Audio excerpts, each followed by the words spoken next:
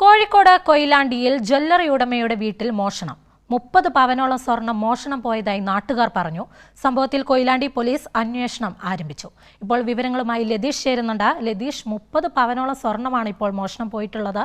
പോലീസിന്റെ തുടർ നടപടികൾ എന്തൊക്കെയാണ്?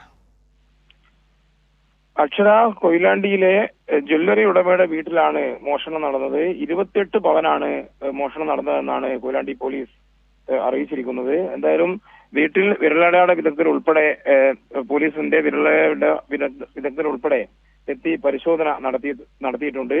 CCTV കേന്ദ്രീകരിച്ചുള്ള അന്വേഷണമാണ് നടക്കുന്നതെന്നാണ് പോലീസ് അറിയിച്ചത്.